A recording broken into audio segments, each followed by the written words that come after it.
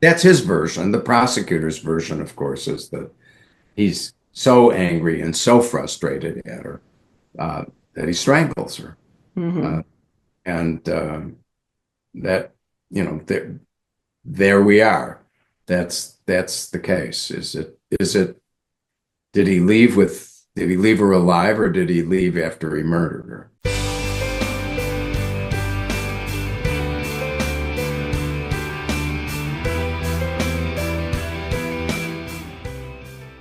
Welcome to our latest episode of Book Reporter Talks To, where my guest today is Scott Turow, and we are going to be talking about his new book, his 13th book, Presumed Guilty. I found two other, so notice how I decorated, two other Turow titles with Rusty Sabich as the protagonist on my bookshelves here at the house. Presumed Innocent, which came out in 1987, and Innocent, which was published in 2010. Now, the last time I spoke with Scott, it was 5 years ago, and we were talking about the last trial. And I joked with him that I needed to find a red sweater to match the cover. So I've had 5 years to do this. So, Scott, I'm on. I came through this time. Last time I was wearing black. Okay. So I have to tell you that Presumed Guilty is 536 pages long. So I clocked a lot of time reading it. And there was something I was doing that I was savoring the pages. I was folding pages down because I had a galley. I didn't do that with a nice like hardcover. Folding things down that I wanted to talk to Scott about. Things where I thought the writing was beautiful. Things where I thought I was getting a connection with the character that I don't see in every book these days that I'm reading. I don't see that I'm constantly underlining things and saying that's beautiful sentence writing, though I can't believe I'm actually saying beautiful sentence writing, but you get what I mean. But I was Yeah. just doing that as I was reading the book. And I was thinking a lot as I was reading. A reviewer, Stuart Schiffman, himself a former attorney, had this to say about it. It's safe to say that this latest chapter in the life of Rusty Sabich is complex and page turning. Few writers are as good as Turow, and Presumed Guilty is another in a long list of his outstanding novels. For me, it's one of my book reporter bets on selections. It's one of the books that I'm betting that I want people to read, enjoy, discuss, talk about. And I want people to explore it not just for the plot, but for the depth of Scott's prose. And with that, Scott, thank you for joining us today. I, Thank you, Carol. It's like you've channeled my mom, but thank you. Here I am. There you go. So let's start with Rusty was in a tough place at the end of Innocent. We didn't leave him in a really good ground. And I Right. feel like readers wanted to see him again. We needed to get a little redemption. Is that the reason for bringing him back like 15 years later?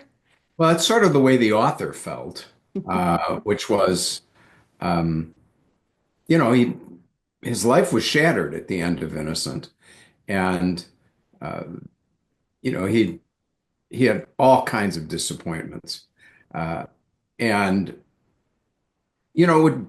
I would say to myself periodically, "Gee, I wonder how he's doing," um, and I'm not kidding. I mean, I that when writers and almost every writer, whether they're screenwriters or novelists, will say, "Oh, the characters take on a life of their own." Once they've done it, that life can often kind of continue in your imagination. And so, I don't know. Once every 6 months, I would sit there and I think, I wonder how Rusty Sabich is doing. Did he stay up there in Skagit County? Did he come back? Can't imagine he came back. Anyway, so yes, I felt kind of the way you felt about Rusty, that he deserves, whether he'll seize it or not, I didn't know, but at least he deserves a chance for a better life than the one he had at the end of Innocent. Right. So he's living out of the city. He's a retiree. He's planning to become a retiree. It's like, what is life like? He's 77, but his plans take this huge turn when his girlfriend B, who he's ready to marry, and all of a sudden her son Aaron is arrested and charged with the murder of May, who's the daughter of the local prosecutor. Talk about something that's going to upset the wedding plans or the Yeah. engagement plans. I think we've got it. Okay. You just come home and it's like, I'm going to pop the question, but I don't know if I can do this right now. So tell us how you decided to have that as really the setup for the book of he's getting to a good place, but let's do a curve. You know, as a prosecutor and then a defense lawyer, and I practiced law until 2020. One of the things that I began to notice with some chagrin when I was a prosecutor, and that it's a big part of your life when you're a defense lawyer, is we have a lot of solicitude in the criminal justice system, as we should, for the family of victims, particularly murder victims, because the victim is gone, Hmm. uh, and only the family really can both speak for the victim, and they also are the ones left alive and suffering. But the reality, and it was sort of driven home to me many times in my practice, is that there are two families that are victimized by every crime. One is, of course, the family of the person uh, who was the object of the crime. Um, the other, of course, is the defendant's own family. Hmm. And um, we don't have much sympathy for those people. We're suspicious of them. And, we tend to think, well, they must have done something to bring this on themselves. And that was not my experience very often. And the reality of what happens in a family when somebody is suspected of a crime or charged with a crime was something that I was always eager to Hmm. write about and explore in a novel. So that was the sort of second set of feelings that ended up driving Presumed Guilty. The the last one is that, for more than 3 decades, I've had this house, this, vacation house in rural Wisconsin, just over the state line. And, um, I have an odd relationship with the place because I come and go. I'm not a Hmm. permanent resident, although since the pandemic, uh, first my kids and then Adrian and I have really become residents there when we're back in the Midwest, as we are, from the late spring through the early fall. Um, and I've observed the place, and one of the things that I thought is I don't recall a lot of writing uh, about this kind of milieu. Hmm. Um, Hmm. and it's a mix of rural and exurban where I am. Um, in other words, there are people who commute an hour and a half to jobs because of housing prices. Hmm. A lot of people still farming a little bit on what gets called up there farmettes Hmm. and big family farms. Um, and it's it's a area that feels ignored Hmm. by the rest of the country. And um, there's not a lot of economic opportunity, so the parents are raising their children, understanding that in many cases they're going to end up leaving and moving to Chicago or Milwaukee. Um, and a lot of adolescent misbehavior for that reason, a lot of drug use, Hmm. uh, and um, and a lot of understandable resentment because people feel they're not understood by the rest of the citizens in the United States. They feel looked down upon, Hmm. uh, and they feel that they're not adequately cared for. And as I said, they've got a point. For some reason, I saw in the paper this morning statistics saying that for many diseases, the mortality rates are 30% higher in rural areas Hmm. in Hmm. cities because of, the distance to good medical care. Yeah. So I just thought, well, it would really be interesting to me, and I hope interesting to readers to be writing about this rural slash exurban milieu. Hmm. Uh, and so those were the ideas that behind Presumed Guilty. And of course, the writing about Rusty again was um, inherently interesting to me. Hmm. And I loved writing this book. I just had a wonderful time with it.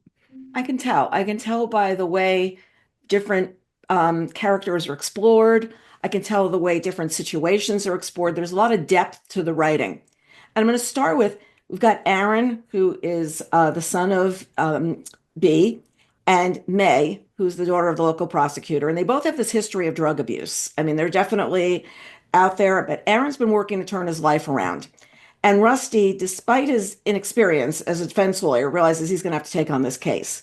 One reason is money. It's a fortune to try a case these days.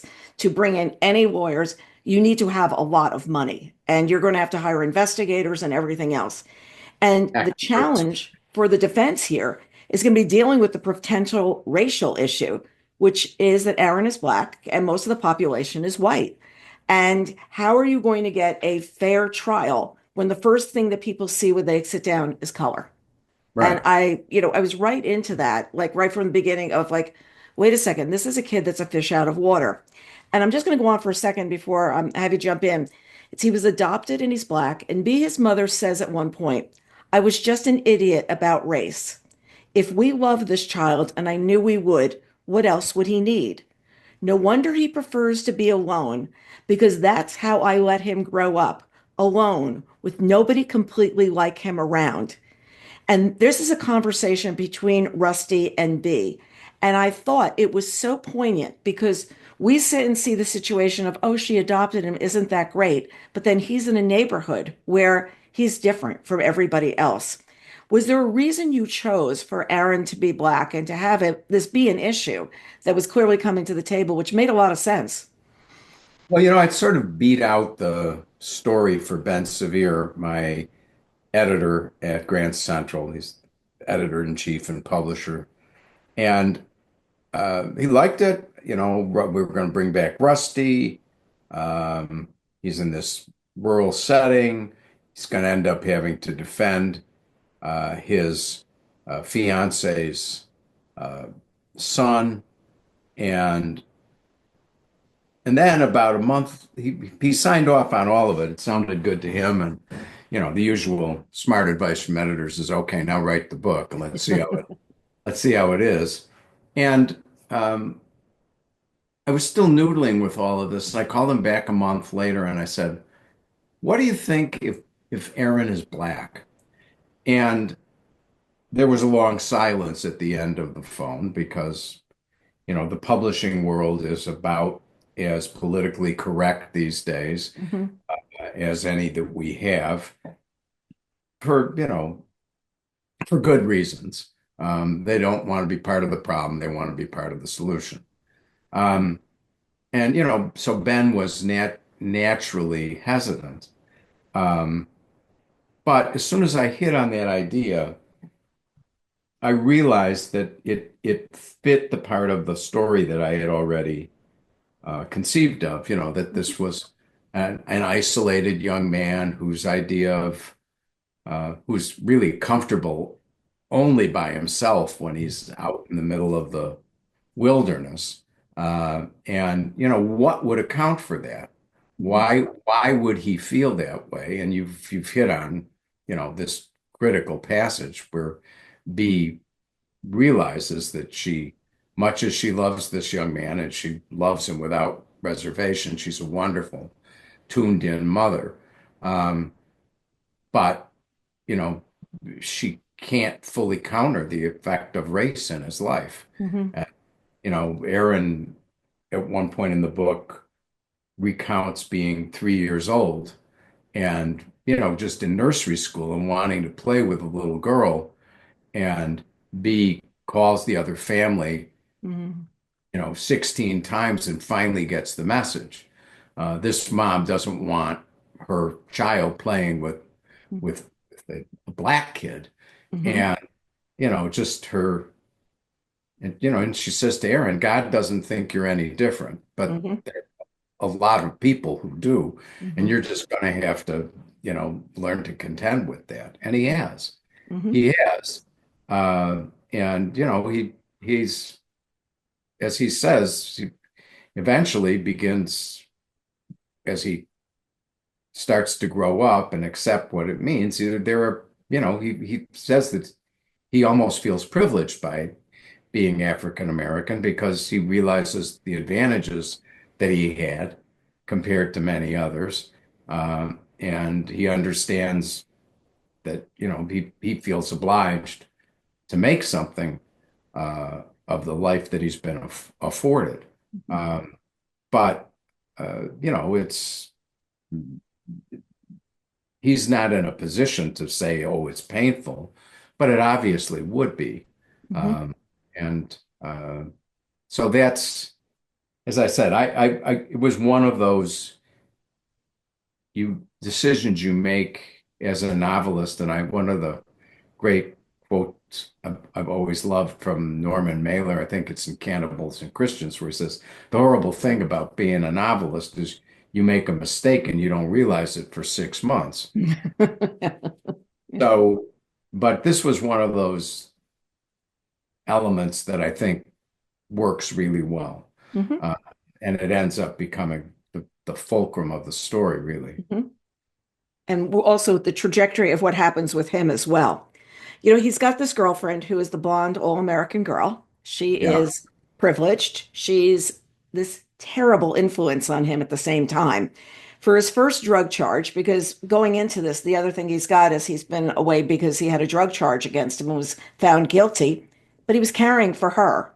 And I right. feel like he got painted into a stereotype where she could play her own role. Like she could play her own role because she was white. He got drug user, black kid, bad. It was like, let's just go tick the boxes.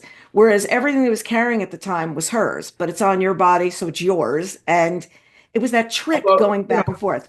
he does say to his mother, and he's right. Um, the really dangerous part of what he was doing was driving, Right. being loaded as he was. And he says, first of all, it's not going to do him any good to tell on May because her father's the prosecutor, and who are we kidding? Um, and and second of all, he says, I'm the one who was driving the car. Hmm. Hmm. Um, I can't really offload all responsibility on her. Um, so, but yes, I mean, May is not only is she for her father the local prosecutor, but she's, the child in what is probably the wealthiest family in the county, Hmm. and politically powerful, and in many ways an admirable people, Hmm. who've been sort of benevolent potentates in that area. Um, and May is the heir to all of that, but she's got a lot of advantages, Hmm. and as Rusty says, there's there's not a lot of places in the country where if the local prosecutor's daughter is involved in a crime where the police are not going to do everything they can to cut her a break. Yeah. So she's been traveling on that. Um, but she's also brilliant and funny, um, and creative, and but also really messed up. Yeah, Really really messed. troubled, really Yeah, super troubled. right, Probably partly because of the privilege they went with along the way that she got away with so much. Nobody said the right, word no. right. I love the line at the beginning where you talk about the whole first section, the four sections was called Gone. And I love that the line that Aaron could teach classes in how to go dark when he was off the grid and everybody was looking for him. And the way you wrote that, I thought, yeah, he's got teen boy experience of Yeah, where are absolutely. you? Whose house are you at? Where are you? Phone Right, home, you know? right. I mean, he's the the famous line of Greta Garbo's, "I want to be alone," you know. That's Aaron. That's Aaron's line too. I just leave me alone. I want to be alone. And so he does fall off the grid from time to time. He's on probation at the point that the novel opens, and one of the absolute conditions is you cannot be out of communication with either your probation officer or his mom and her fiance, who he's living with, is another condition of his probation. Um, but and then all of a sudden he does go silent and disappear. And B immediately fears the worst. She fears that he's relapsed Hmm. uh, as a drug user, and she's even more upset when she finds out that he's with May Hmm. because Yeah, because May, he's sober and she's still flying high. And right, she knows she's still flying high. And no matter how much he loves her, it's sort of like, wait, I got to cut this kid off from these two being together. And you can't do it because they're too old. They can find each other. They're right. going Well, to do that. they're adults. I mean, Yeah. and And there is, there is something there between the two of them. Hmm. She is his first love, um, and there really never has been any other love. And he sees her for not only the bad parts, but also the good parts. And as he says, there is no one else like the good May. Uh, Hmm. because she's so smart and so capable. Um, so, and he's on a rescue mission with her, which is, of course, Rusty tries to talk him out of that early on. That Not that's going to how go it well. And goes. Rusty's got experience with being accused. And I think that that's how he knows where Aaron's coming from. Oh, He's for like, wait a sure. second, I've been on this side. And no matter what the verdict is that comes back, you were once an accused murderer. You were once that this is what you were. And I love that parallel, like between the two of them, because he understands what this kid is going through right now. I've got to do my best for him because I've got to get him out of this because he's still going to have a noose around his neck of this mantra that everybody's going to say, oh, remember when well, did he really? We don't really know. Yeah, right. And and it's a lot. I mean, Rusty's been through that um, and recovered from it once. Um, the second time, not so much. He exiled himself. Mm-hmm. But that's what B says when she first comes up with what Rusty finds a laughable idea, that the person who should defend Aaron is Rusty. And he says, "Why? Why?" And she says, "Well, because you know what it's like to be accused of murder and be innocent of the crime." Mm-hmm. And as far as she's concerned, that's the first qualification. Mm-hmm. Rusty, of course, sees it much differently at first and thinks it's literally a laughable idea. Yeah, completely preposterous. Because of course we've got Jack Dorp, who's with that name, Jack Dorp. Every time I read it in the book, I have a laugh. He's the prosecutor. He's such an unlikable person, like from the clothes he's wearing, the way he's behaving, every single thing. And I'm sure many readers have the same thing. And the name alone made me say, there's nothing great about him. Let me just do this.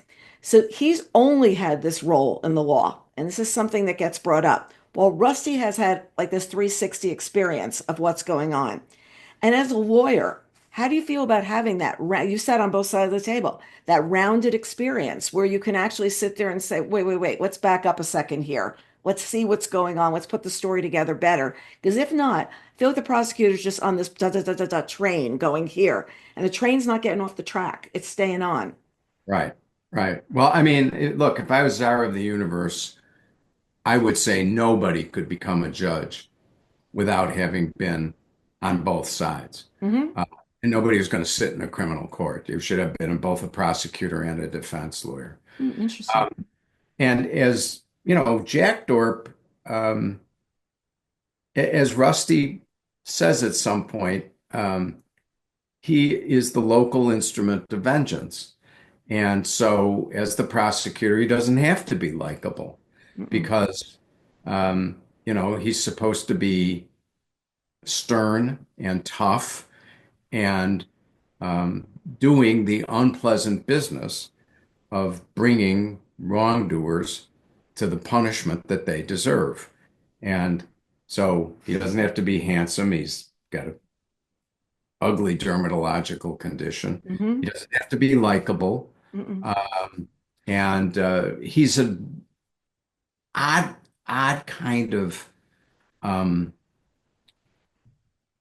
parallel to Aaron because, um, to some extent, they're peas in a pod in the sense that they're both social isolates, Hmm. uh, and they're both kind of not deeply concerned with what other people think about them.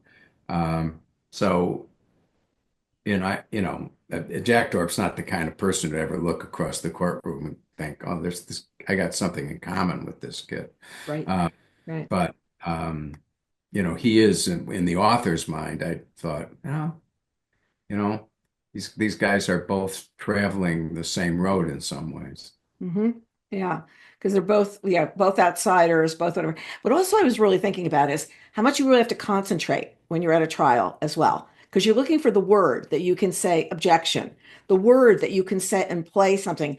Because if you're not, if you're focused on what you're going to have for dinner, you're going to miss something that's really important. And I've read a lot of legal thrillers in my day, but I was really thinking about that reading this book because there's so many times you could get caught like that. For in 1 second, it could be the whole thing's going to go in a different direction and you're going to be thinking in a different direction. And you've also got to see what he at this point is assuming is going on in the case compared to what you're assuming happened. Where was she murdered? How did this all evolve? And who's telling the story? Because you're really setting up a cast of characters here. You're setting up, oh, we've got May, the beautiful girl, and May and Aaron have been a couple since middle school, and they're off on this vacation together in the woods, which I found kind of interesting as the place to go to decide what you're going to do for the rest of your lives. And he's in a serious place where she is running around that day trying to decide to become a social influencer to free herself from her parents by having enough money. And I just love this. So she's overtaking pictures, and he is absolutely going crazy that she's not being serious about why they're away and what's going on. And I feel like social media in so many ways has done such an injustice to so many people about how you become famous, the number of likes, the number in their mind of what's going on. And, I haven't read of just one, I've read of more than one suicide or whatever recently of somebody who was a big social influencer. Yeah. And it's like the bottom drops out because you realize it's not real. It's just this thing. So she's up there doing this, and he grabs the camera and goes, I'm not doing this. I'm not part of this right now. Very interesting to bring in. That's what she was doing in her behavior at that part. Yeah. Well, there has been a brief revival of the good May, and so Hmm. she she wants to get married, and he sees this as sort of an invitation uh, to help her straighten herself out. Hmm. Uh, and he's all for it because if she can be who she can be, there'd be nobody better. Uh, but he's told her if we're going to go away, then we're not going to use our phones. We're going to just concentrate on each other. There's going to be no drugs Hmm. because I can't be around that, um, and I can't respect that. And of course, he gets there, and it's one disappointment after another. And May has come with a pocket full of pills, and um, she gets high quickly, probably um, not because she was intending to, but they have a bad scare the first night that they're Hmm. they're out in the woods. They're visited by a bear, Yeah. which is their own freaking fault because Aaron knows enough not to have done what he did. They're cold and they light a fire and cook something, and the bear is there a couple hours later. So she gets really, of course, frightened and upset and takes something to calm herself down, and then she's just in a stupor, and when she's not, all she wants to do is take pictures of herself and become, an influencer on social media, something he's never heard her say before. Hmm. Hmm. Uh, so he's just like, he's really beside himself with her because he's come, with his heart open. And, Hmm. it's not the first time May has disappointed him.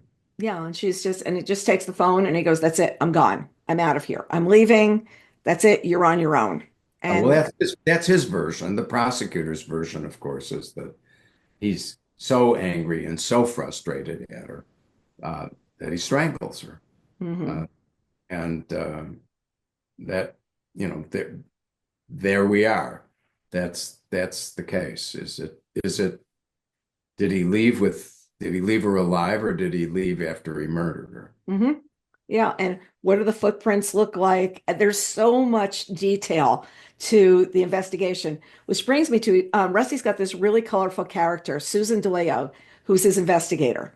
And she does the digging while he presents it. Like it's that, I've got something at the sidebar, come over here, I've got it for you. And I love the description of her because she's very different. She's wearing this multicolor mohawk up the top of her head. She's dressed in actually an outfit that sounded pretty cool to me. She had this rawhide dress on and skirt. It sounded fantastic.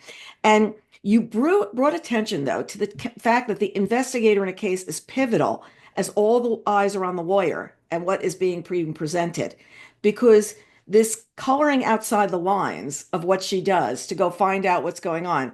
You've got a colorful personality, and a colorful of what she's going to do is draw the color to the case. She's going to go like if he's doing the outside drawing of this, what's going on, she's filling it all in and saying, "This is so much fun." But I felt like you had fun writing her Yeah, I because did.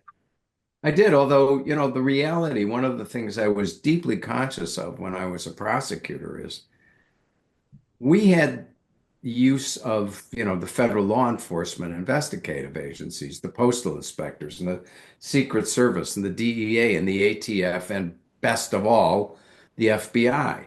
Um, and, the federal defender, on the other hand, has got this skimpy budget. Uh, and there was nothing wrong with their investigators, but there was no equality of resources. The FBI has spent years investigating something and building a case. Uh, and I never could. I never did understand why the courts tolerated that situation, why the investigative budgets uh, on each side were not equal. mhm. And, again, if it were up to me, I would say they would have to be. Well, the other thing too is it's sharing the notes, which I hadn't heard about before, that you're actually sharing the investigator notes. Like whatever has been written down on the page, they can write down, "I think he's guilty, I think he's not guilty." Whatever they do, that has to be shared. Is that the same thing as, wait, what's the other thing in my notes? There was something here. Is it the same as, let me just find this word. Hold on. Um, so it's something. There's something that it's another term. It's another professional term that's used. You're talking Um, about Brady material, yeah, or yes, exactly, the Brady material. I'm sorry. Yeah, that's exactly. Is that the same thing, or what is Brady material? well, they're founded on the same idea. The reason that the investigators' notes have to be turned over, it's not the investigators' notes to themselves as they're investigating the case. I think he's guilty. I think he's not guilty. Okay.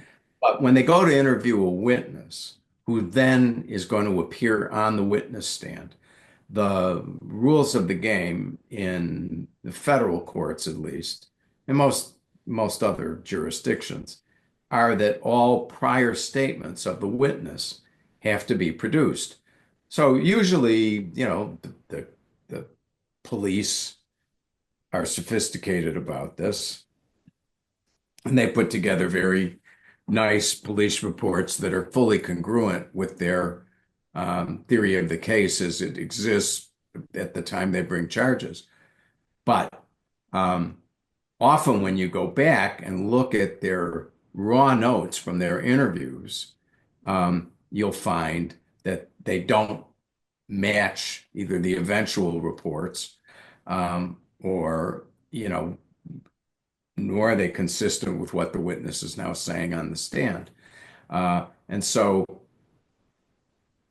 yes, that's a facet of the law. The notes have to be produced to the extent that they may contain verbatim prior statements of the witness. Uh, and it's a the investigators hate producing their notes, Hmm. as, as Rusty is well aware. Um, and but he gets into a situation with one witness where he realizes there's probably something important Hmm. in his notes, and he asks for him, and the prosecutor's being such a dip that the judge essentially forces them all to be produced, and of course, you know, it's there's gold in there. Right, right. It's like, let's just sit and mind what we think we're going to find there oh wow, it is. This is really good. It's the one about being presumed innocent in any trial. Oh, you're innocent until, proven guilty. It's at the heart of every case. But here in the book, it's like a lot more. You've been on a case where, have you been on a case where pretty much from the beginning, from the media attention, that you knew that your client was presumed to be guilty? Like they're guilty. Yeah, Carol, that is the reality of every criminal case. Really? Okay. And because jurors come to the courthouse knowing that the vast majority of people accused of crimes did it. Hmm. Um, and so every criminal defendant is really presumed guilty. And then some of them are, some of the jurors are disciplined enough or skeptical enough of the government. And Rusty uses that word relentlessly to talk about the prosecution, the government, the government, the government, because he's in a part of the world where government is a dirty word. Um, so there are jurors who will say, well, I don't trust the government anymore. Um, and they'll put the government to its proof. But here's Aaron being tried in a very rural county where the body has been found. Hmm. And one person in 50 in that county is African American. Hmm. And it's not a county. This is one of the reasons Rusty ends up defending the case. There are not a lot of murders up there. The last one was, the last one that went to trial was 9 years ago. And unfortunately, the judge on the case was the defense lawyer at that Hmm. point. So, and so you've got this person who's across, and of course, everybody's got their myths, and there's not a lot of murder around there, and they look across the courtroom, and there's that black kid sitting there. So, well, of course, that's nobody murders anybody around here, but there's this black person. He must have done that because that's what goes on in the cities where everybody's busy shooting each other. Hmm. Um, so, for Aaron, this natural presumption is heightened Hmm. uh, by race. Hmm. And it kind of takes Rusty's breath away. But when they begin talking about who should defend Aaron after he's been arrested for this murder, the first thing he says to Rusty and his mother is, we got to get another lawyer. His old lawyer doesn't want to do the case. Um, and Aaron instantly says, not black.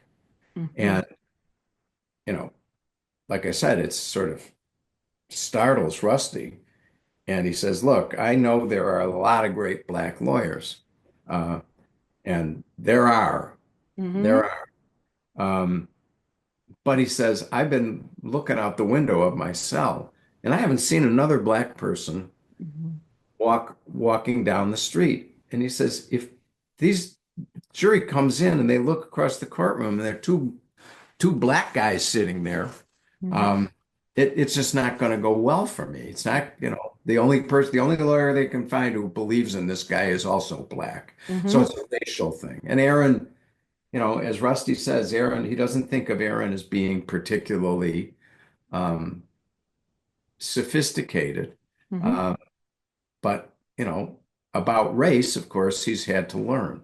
And Hmm. he instantly apprehends the reality of this, that he can't, in his view, no matter how great the lawyer is, he better not be black because that will just heighten, the odds against him.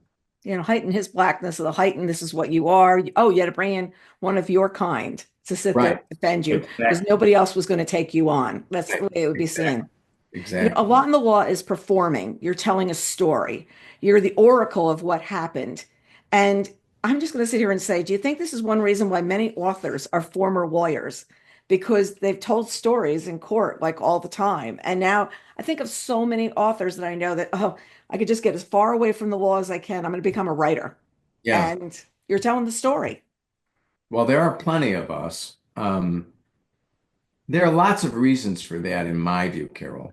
Um, One starts with the fact that I remember one of my law professors standing up and saying in class, and I actually recount this in my book about law school, 1L, but he looks at us and he says, it's just words.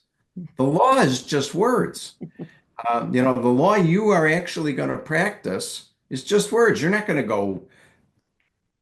go to an apartment and throw somebody's furniture out on the street because they haven't paid the rent.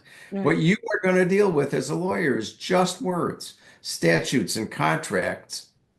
Um, and so that's number one. They're verbal people to begin with. Right. Uh, and when it gets to trial lawyers, yes. The one of the great eureka moments for me in my life as a writer, because I'd started out as a writer who went to law school, um, and one of the senses I had as while I was a writer was that I couldn't find what I thought was a great subject to write about.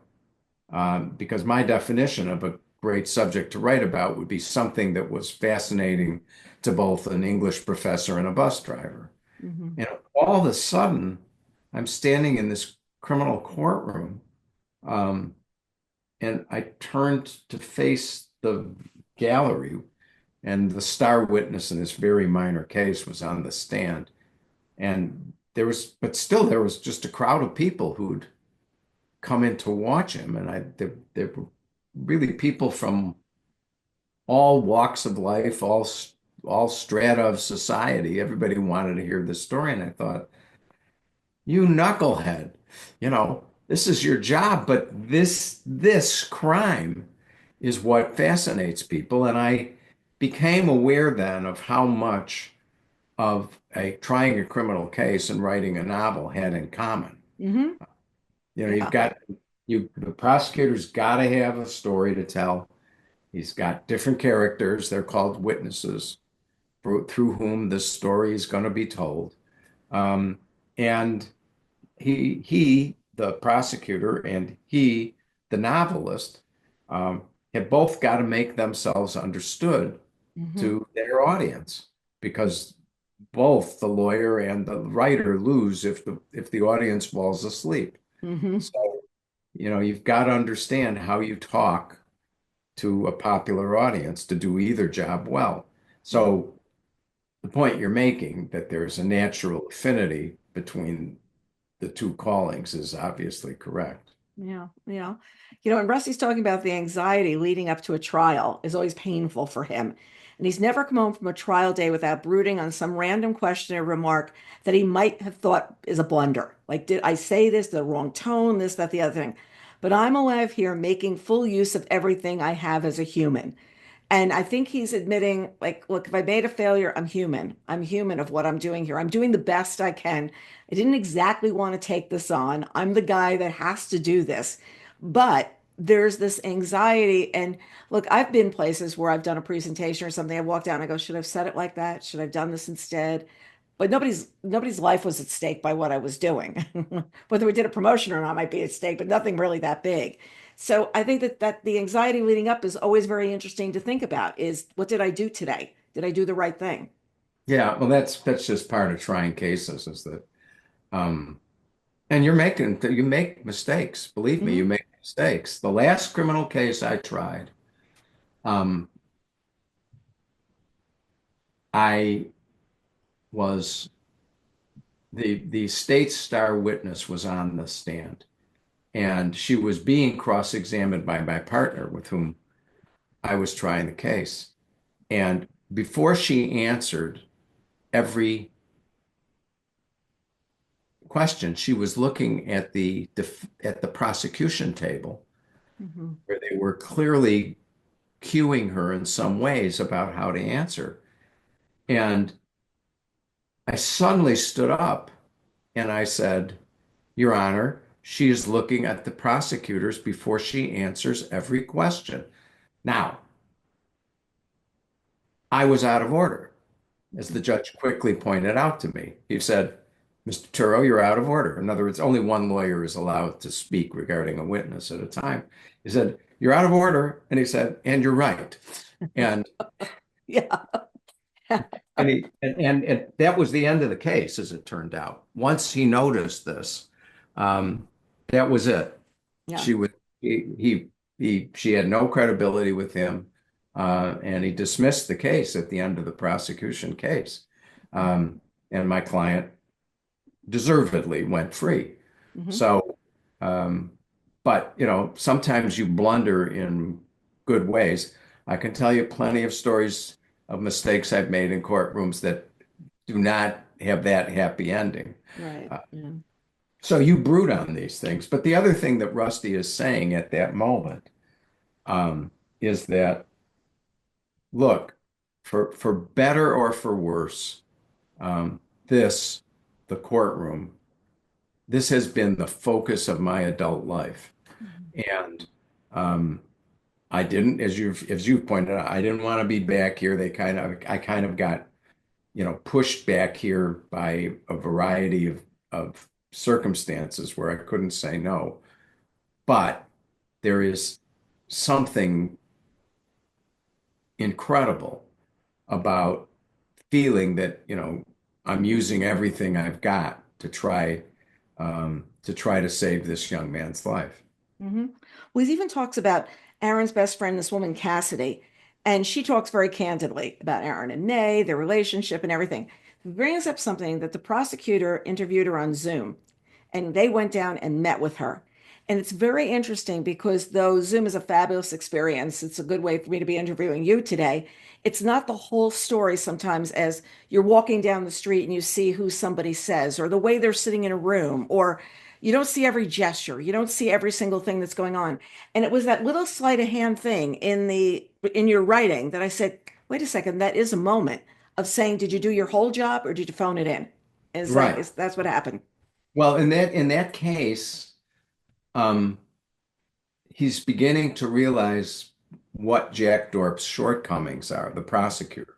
Hmm. And he's a small town guy who doesn't like to leave home. Hmm. He's always been happy not leaving home. But generally speaking, his witnesses are from this county that he's lived in all his life. Well, Cassidy is not.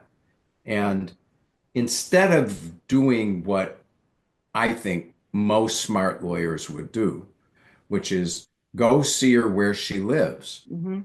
um, he decides to do this, Zoom interview instead, and he misses the boat. Hmm. He doesn't get the full picture of what she has to say. Hmm. And he also is relying on the fact that she's a young woman and he's a prosecutor, and he's thinking, oh, she's going to be intimidated. Hmm. Well, he's got the wrong young woman. Uh, Yeah, definitely.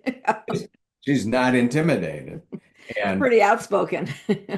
she answers his questions.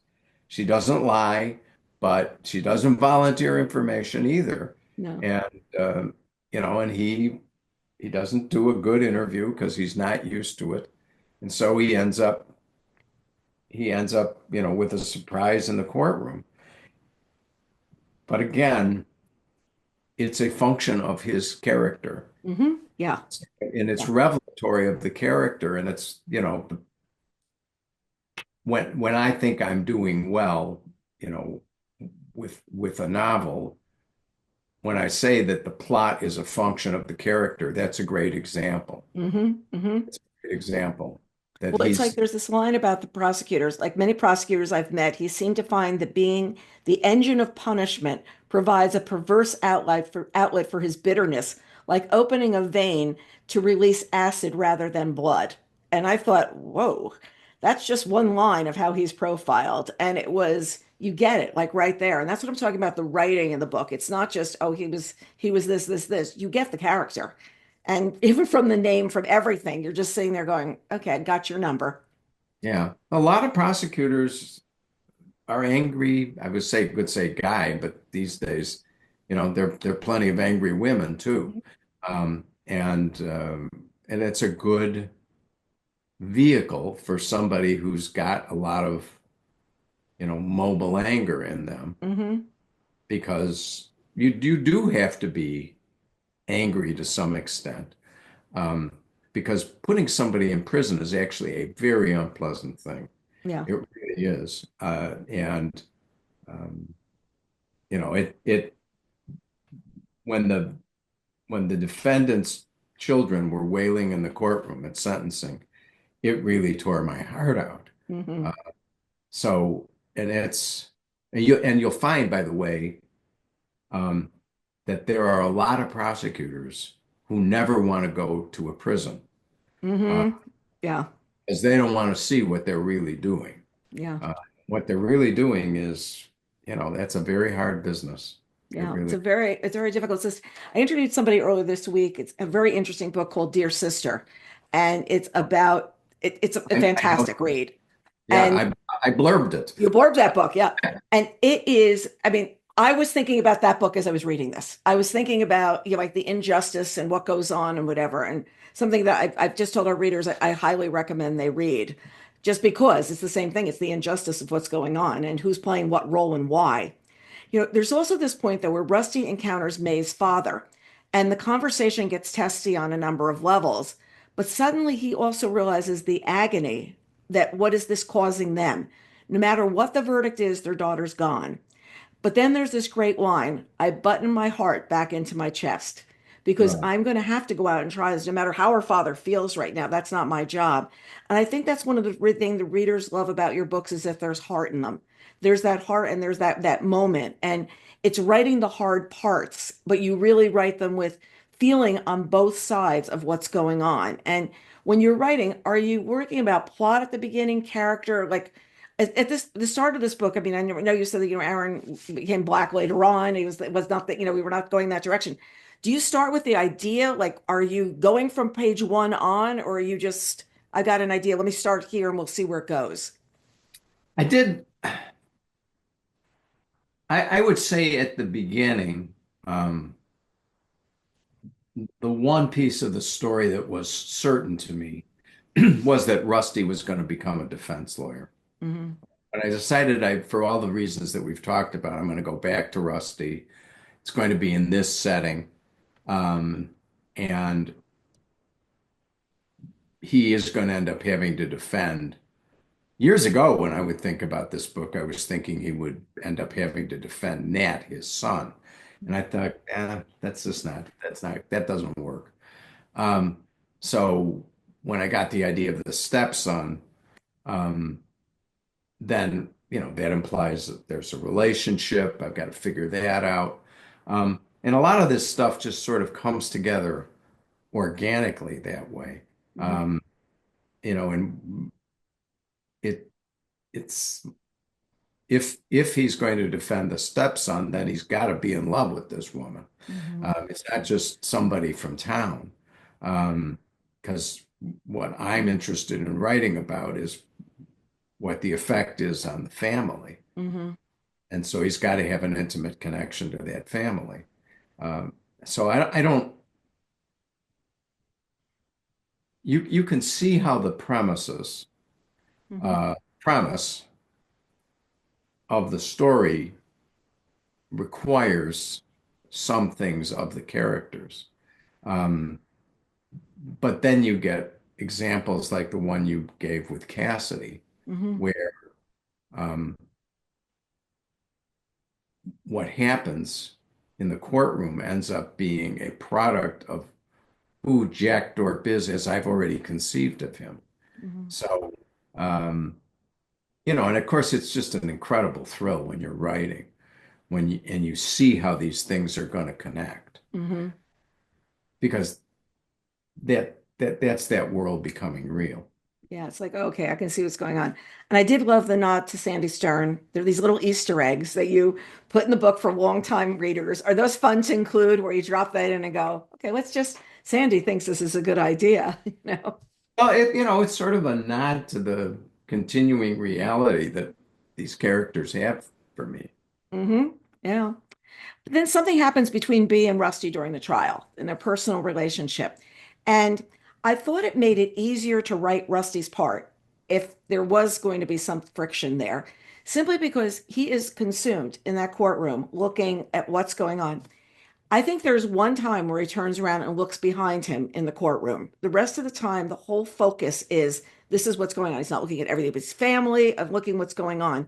And I felt that that was really good. I feel like you can't be having two different situations that you're dealing with. I mean, there are times where sometimes my husband's working on a big project. I'm just like, just go do your big project. Like if you're going to go on, sometimes he's going to a conference to someplace really fun. And I go, no, I'm not going because I know you're going to be focusing on what you're doing, Right, not going to right, be fun. And I think right. that in this instance, he was just going to be totally consumed with the trial. So it was for the best. Yeah, well, certainly for the reader, it might be for the For the best, but reader, it might be, yeah. for him, it was not for the best that No. he's had this relationship that he thinks has revived him as a human being, and all of a sudden it's in jeopardy in the middle of this case. Yeah. Uh, and what's in jeopardy is not just the relationship, because he knew from the beginning that, Farron's convicted. I don't know if she B will ever recover, but what's suddenly in jeopardy is his love for her. Hmm. So, yeah, and he's got to work his way through that. And But where's my life going to go? I'm 77. I don't want to start over again. How do you right, start over now? It's really right, hard. She's right. younger, but like, still, how am I going to do this? Now, without giving anything away, I'm going to say Aaron is far more articulate than I ever expected of him. And I don't think that's a stereotype. I think it's the fact that he was gone for the whole first part of the book. I think I have, reasons for this. But I read about him. I was seeing something more of a slacker. But when he begins to speak and when he is speaking with Rusty about different things with the case and whatever, it's like the trial matured him in a lot of ways, even that jail did not. It's like all of a sudden he's sitting there going, wait a second, I am the black person in this room. I am standing up for myself. Rusty is defending me. And there's a lot of things that I didn't do, and everybody's telling me I did, but I know I didn't. And I'm going to stick up for myself. And I feel like he really asserts himself. Well, look, he's a bright young man, and he hasn't. I mean, he's always been a good student in school, for example. Hmm. He's particularly interested in art, Hmm. and and he's really beginning to feel in himself what it is he wants to express through his artwork, which is, you know, a neat thing for every young person. Um, but look, his mom is a school teacher. Um, he's he's heard a lot of talk. He doesn't like to talk particularly. Um, and I think everybody who's in that room with him Hmm. near the end of the trial is thinking, I've never heard this kid talk this much. Hmm. But he's got a lot to say. Hmm. Uh, He's and very and articulate when he says it. and it's his life that's at stake. So Hmm. he's thought about it, and he's articulate. You also have a line that gave me a lot of laughs. Okay. About you, I know you winter in Florida. This is the line. I'm often struck that the cold seems that doesn't seem to bother young people. It bothers them less. Darwin or something. Make all the old people go to Florida where they can survive. Was that written as amusement for friends like Dave Barry? I mean, like, really, is this really where this line is coming from? I burst out laughing reading that, going, I know where you are right now. Yeah. Well, I mean, I have much as it chagrins my friends down here. I have rained on Florida's parade at times, and I did the same thing in the last trial, which I know you read. Right, Uh, right. and but I actually do think about this, which is I look at these kids when I'm back in Chicago in the winter, which is not frankly something that I look forward to doing anymore. I go back and I'm freezing, and there's some 17-year-old walking down the street in a sweatshirt and shorts. And it's like, I don't think they experience cold the same way. I look at my grandchildren, Right. and I just don't think they're getting cold. And my teeth are chattering when I'm out there in the park with them. Um, so I do, and it does make sense to me that your tolerance for cold passes as you age, Mhm. so that you put yourself in an environment where it's easier to survive. Well, So I mean, this of course is very characteristic of Scott Turow, which is I come to these opinions. There's absolutely no scientific evidence to support them, uh, but I'm going to say it anyway. Well, today, I'll tell you something funny. I got in my car. It was really cold here last week, like, -4, getting up in the morning, going out to the gym and stuff. So I was doing this thing to try to melt the snow off the car. I put the temperature on 90 to try to get everything to melt because my car is in the driveway and I'm like moaning about this and I've done all the sweeping I can do, right? So today I get in the car and I'm driving home and I was like, it is so warm. It's like summer. And I look down, I go, you still have it on 90. And I'm driving. And it was one of those times my car had already warmed up. And I'm like, I have the car on 90. And I'm saying there, wow, it's such a beautiful day today. I should be out like maybe planting flowers. And I'm like, oh gosh, you're such an idiot, It's one of those moments. But our Well, reviewer, Stuart Schiffman, who I mentioned earlier, was a reviewer of this title. And he's an attorney and he has this comment and a question. He said, the one thing about Turow that I enjoy is that his courtroom scenes are the most detailed and educational. Does he feel any obligation to make his scenes more real than some fellow authors who write courtroom scenes that make real lawyers and judges shake their heads in wonder?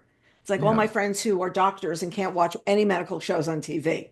right. Well, this is requires something of a long-winded answer. Um, when I was a writing fellow at Stanford before I went to law school, and one of my chief mentors at Stanford was a great American writer and novelist, Wallace Stegner. Mhm. And Wally had Wally was actually born in Saskatchewan, and one of his books, it may even have been Big Rock Candy Mountain. He's got a scene where the character is born on a farm, and he's describing a piece of farm equipment that I guess it's the father is riding on. So Wally gets a letter from a farmer in Saskatchewan, and he says, "I love this book, but I have to tell you that you can't ride on a such and such." Oh, yeah. And Wally's point of view about this was that he had failed that reader, Mhm. even though, 999 out of 1,000 readers wouldn't know it.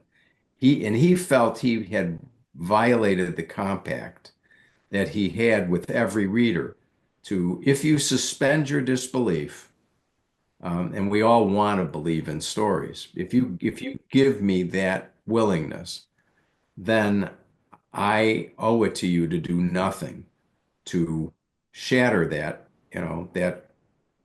kind of state of deep play Mhm. in which we find ourselves when we're viewing stories.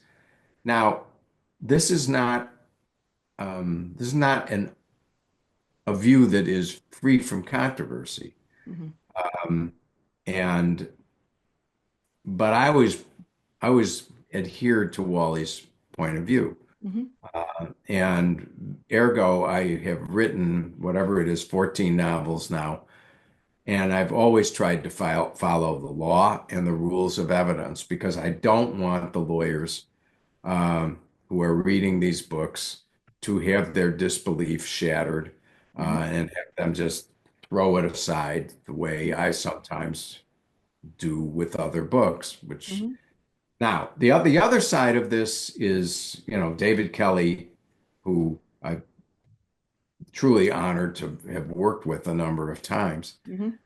And David's point of view is, look, my obligation as a storyteller is to the audience as a whole. And um, if I get too mired in legal detail, and I don't get to bring out the full drama of the situation. And, um, that's, I respect that point of view. It's just not the way I've ever wanted to do it. It would Hmm. bother me. And so I do it my way, and it doesn't bother David, and he does it his way. And This is his way. it's worked out for both of us. It really has. It really has. Rusty has a conversation with his good friend Manzi at one point, and Manzi's granddaughter is May. And I'm not going to spoil it for readers, but those pages really stuck with me. And it's the two of them going back and forth on what's going on.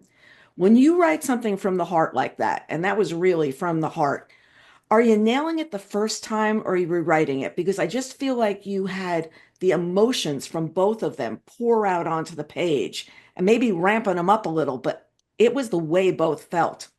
Yeah, I would say, Carol, that that scene, and I think I know which one you're talking about. Um,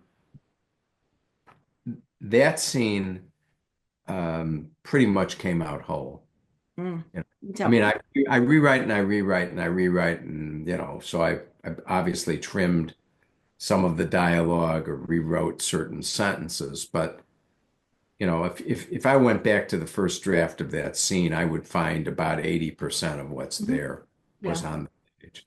So yeah, there was and they're heading for that point, that collision Hmm. early on in the book. And these are, two people who, I mean, Rusty gives Manzi great credit Hmm. for, you know, bringing him back to life, uh, Hmm. and certainly bringing him back to the law. Hmm. So, Manzi is somebody who's a great lawyer, been a great judge, and, um, you know, is a figure of the law. And Hmm. so the collision between them is understandable. Yeah. I don't really see this. Then there's a twist. I'm not going to talk about it. I don't want to spoil things. Did you always know that was going to happen, though? Did you always know that ending was going to be there? Um, I think I saw that ending pretty early on. Mhm. Although I do remember, um, I guess I was trying to verify myself. And there was a moment when I was learning all about AI, and I thought, well, I should give the facts of this novel to ChatGPT and ask ChatGPT who did it, Yeah. uh, if it comes up with the same ending. But no, I mean, I've been pleased by the degree to which that ending has surprised Hmm. readers. Hmm. Uh, but because it's always a good thing when you're reading a mystery and you didn't see it coming. See Uh, that coming.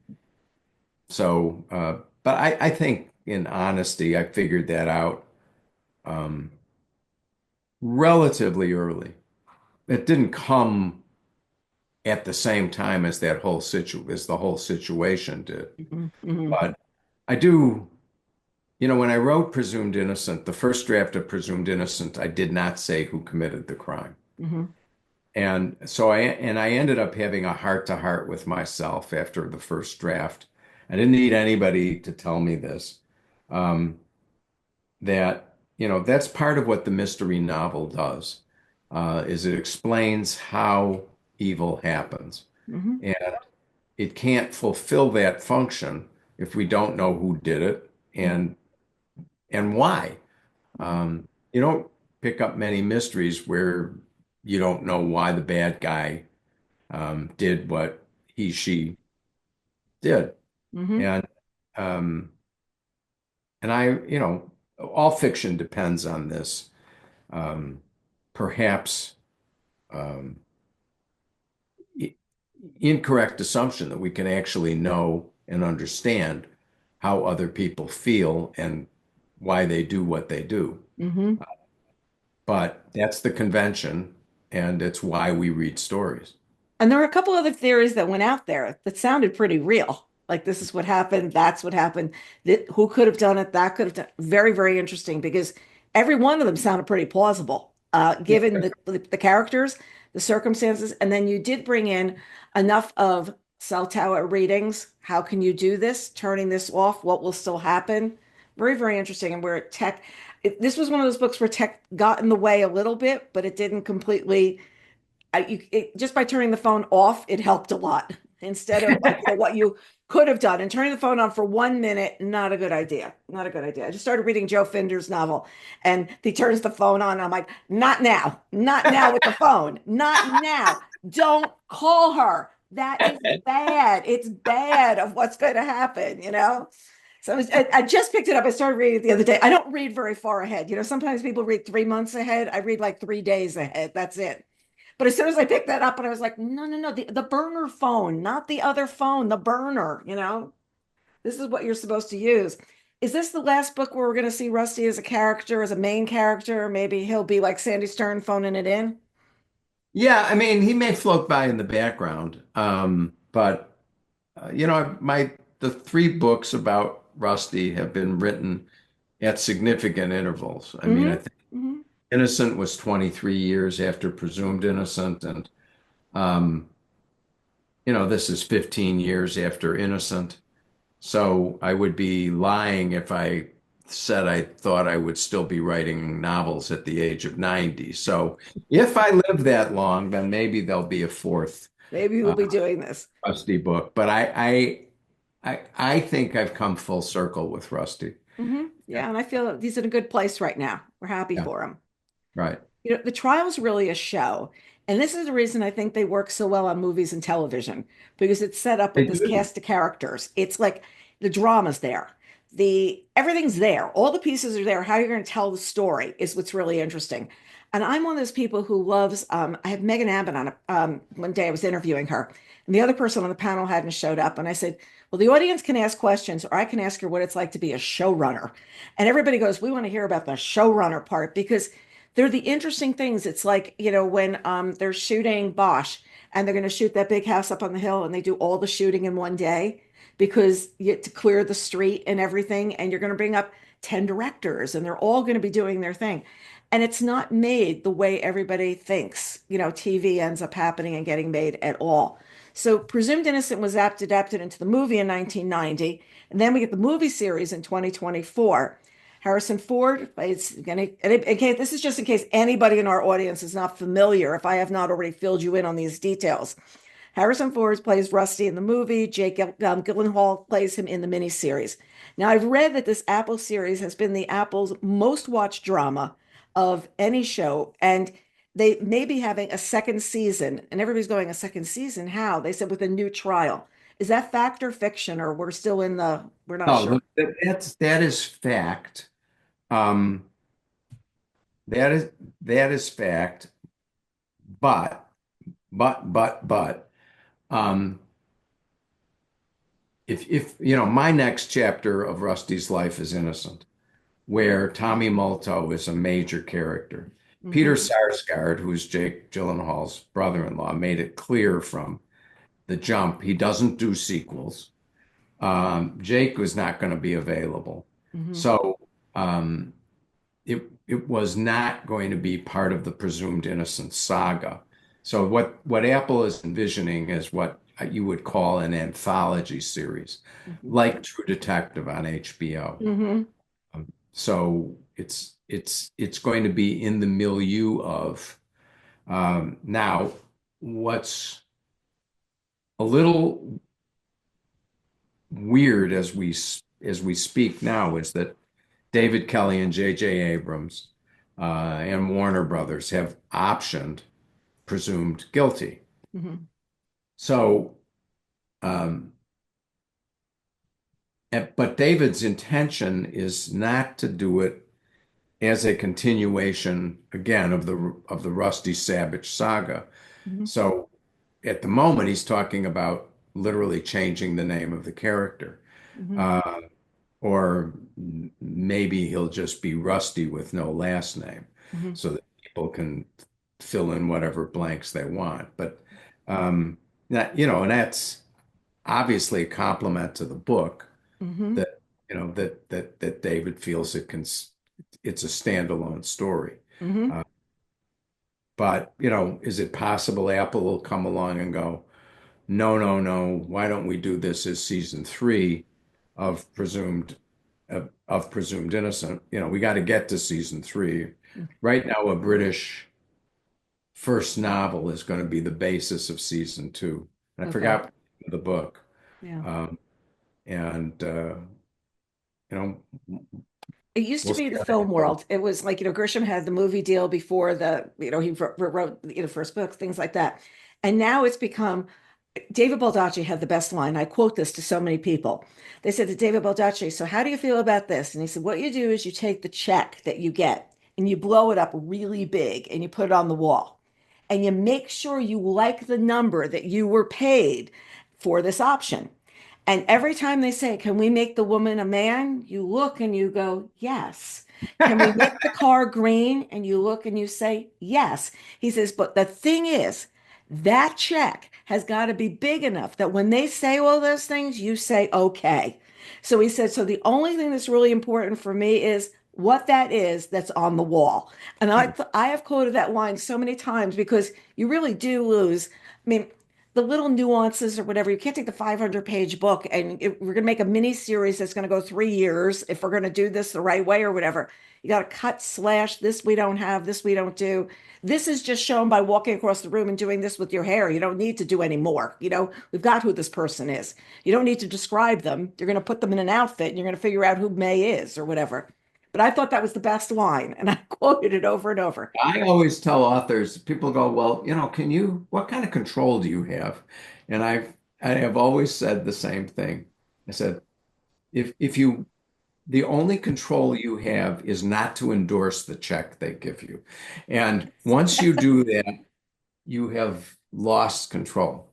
Yes. I I once did a panel with Ed Doctorow, and Ed took the point of view that the best thing that can happen to the author is if they pay you a lot of money and then don't make the movie. Right, right, right, right, right. And I said, I don't really think that's right. I think the best thing that can happen is if they pay you and then make something good out of it. Hmm. Because I mean, that film operates to a much bigger audience.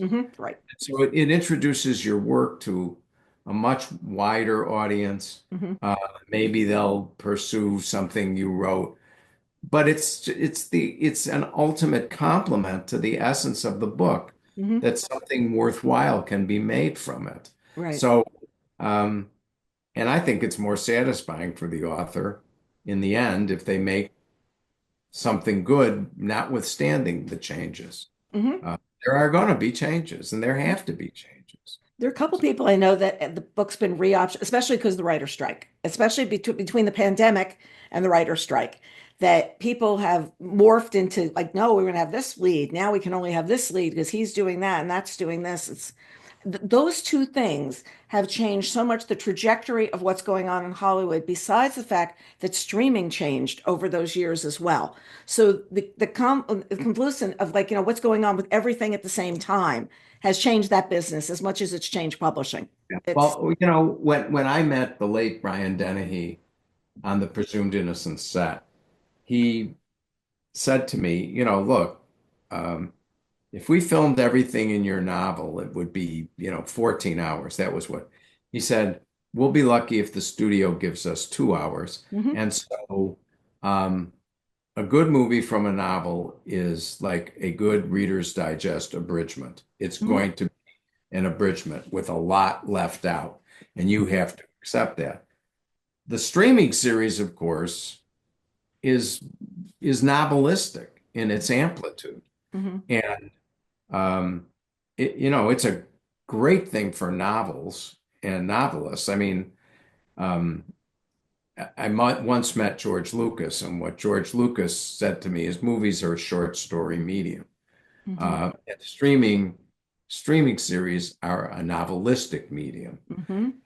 with the same kind of depth of character and the evolution of plots. So that's been a very happy development for novelists, I think, the streaming series. I would agree. We've got that going on, and it's also is the budget there to match, like, whatever the dream is going to be. Megan had us laughing because she said the movie that it's Dare Me, it's about cheerleading, and we get 2 days to shoot the cheerleading scenes. And she goes, but the book is about cheerleaders, and you're constantly begging for more football, time, more time on the field. I need the field again. And they're like, well, that's not in the budget. Like, what are we going to take out so we can get the field? And those are the money conversations that an author doesn't have that the movie people have to have is Absolutely. what's it going to Absolutely. cost to do it? That's the Absolutely. And it's like, I forgot what I was told. Well, I mean, here's a great example. Um, Shooting um, on the set was cost about 60% of what it cost to go off the set and film in various locations. hmm So, every time you were said to and the guy who ran the set, Dusty Thomason, from Bad Robot, he's just an incredibly gifted guy. But he admitted that every time somebody said, "Well, let's shoot this on location," he cringed yeah. because, his budget was going to be wrecked. And, budgets don't tend to expand. You're Oh, given a budget, Apple gave them a budget and this much was going here and you gotta live within those parameters. when Mitch Kaplan first started his movie company, he came to see me and he says, you read a lot. What do you think could work? So I named some things and he goes, too many scenes, too many crowds, too much this. And I started thinking about things differently. And I've said to some author friends, when it's written and it's that tight, you've got bigger chance because there's Yeah. not that many locations you've got to go to. When you even Yeah. thinking about this book, there are not that many locations of what we're going to see. There's this, this, this. And you think about that because when they're going to shoot, that's all they're going to do. They're not going to have to read a World War II film of crawling up on the beach right now is a Oh, really yeah. expensive thing to shoot. And they're not okay in that the same way as they used to. It's got to No, be something that's you really know, going to work. one of my novels was a World War II novel, Ordinary Heroes, and um, there was a lot of movie interest, but the the the no's came at the studio level. Hmm. So a lot of talented um, directors and screenwriters who were attracted to the material, but the studio was like, look, we got to get a big audience, and women don't like war movies. So Hmm. Oh, that's yeah. that was another problem. Yeah. So, but and nobody ever thinks about the economic realities in the way that you're talking about, No. and the way they drive what are supposed to be creative decisions. And again, that's one of the great things about being the novelist. There are no budgets. If you Hmm. can afford the paper, you can write what you want. It's Um, like Timothy Chalamet being Dylan. He had 4 years to practice. He had the pandemic and then he had the writer's strike. And we actually know the guy who taught him to play the harmonica. And it's really this crazy thing because he says, I'm going to go teach this guy how to play the harmonica. And the kids go, you're going to see the guy from Dune and the guy. And he's sitting there like, I don't even know who you're talking about. And he goes, he's famous, Dad. He's really famous. He had no idea who he was going to see, none at all. And at the end, he says, can you sign some stuff for me?" And he says, "Yeah, you mean for the famous Poppy? Like you're famous to me. Like you're the one that could do the harmonica, not me." So, was this always the title? Presume guilty? I had a lot of debate with Ben about this. It was Ben's title from the beginning. I am not good at titles. Okay. The title of Presumed Innocent when I sent the manuscript to New York was Trespass with Force and Arms, and Rod Strauss was the one who came up with that. But I was afraid of it as a title because I was afraid it would say to readers, nothing new here. Mm. Ben's ultimate argument to me after I spent months trying to come up with something was it fits the book. Does. It's what the book is about. Yeah. It was like, what, and once he said that to me, I was like, you know, I think you can be too anti-commercial. You're right. Hmm. Hmm. Yeah, that's You're, exactly what it's about. And this is behind a skeleton. This thing. yeah, this That's is what the I was stuck on, and I'm saying there. I think that's skeleton behind bones that are found. Okay. yeah, Have you listened to the audiobook at all? The no, Grover Gardner's recording? no. No. I've had some comments about it, but Okay. um, I I haven't do. listened. I just listened to the short prologue that we're going to use at the end of the podcast, but no. So, so what's next for you? Do you have a new project? Yeah, I do. I'm just at the beginning, and I'm always hesitant to talk too much when I'm at the beginning. It's like Mhm. you'll the air out of the balloon or the magic um, disappear. But it begins with an older lawyer who's reached this stage in life where he's reading the obituaries because, as he says, it's the only way the people he knows make news anymore. So funny. And um, he's reading the obituaries and he's just staggered because he comes across an obituary for a man who he believed his client murdered 50 years before. Ooh, and how can he be dead now? Right. So Very that, good. that's the beginning. Well, I've got one last question because with this is very important. How's your golf game these days? Like, are you playing? You out there? I play. I played, it's talk about Sisyphus. You're never going to get up that mountain. And uh, you have to have tremendous patience for failure in order to play golf. You Yes. really do. And you have to enjoy this brutal competition with yourself, uh, Hmm. to try to do better and failing at it so often. But I played yesterday and I had a relatively good round. So, um, My husband's playing in a winter league, but there's snow on the ground right now. So he and his friends went to simulated golf the other day, and I forget where they were playing. And I said, "Oh, like what course are you playing?" And he's telling me it was some famous course. And I just burst out laughing. And I said, "Okay, you're going to go again tomorrow now?" Because during the summer he'll play 5 days a week, and because he plays early. He plays like 6, 7 o'clock in the morning. You're done. You go on with your day. You do your thing. So I said, for Tom, I've got to ask, how's your golf game doing these days? Just to see. down in Florida, you can pretty much play whenever you want. But I can't play. I can't play 5 days a week. And when I am writing, I have Yeah, to give some of the golf. give us some golf. As always, it's so great to talk to you. I've so enjoyed this conversation. I feel like I got better understanding of the book, but it's a book I loved, and I'm really going to be talking it up and sharing with a lot of people. So I thank you for your time. Thank you. It's always great to be with you. Thank you so much for letting me do it again. So, Okay, we'll definitely do it again. And look, if we whatever color sweater I got to find, I'll be in the closet. Don't worry about it. I'll have it all lined up. You just run the book up, but just say Ben. We got to run the cover by Carol. We got to make sure she got a sweater to match so we can do this again. Okay? Thanks so much. Look forward to seeing you next time. And everybody else, look forward to seeing you next time on Book Reporter Talks to.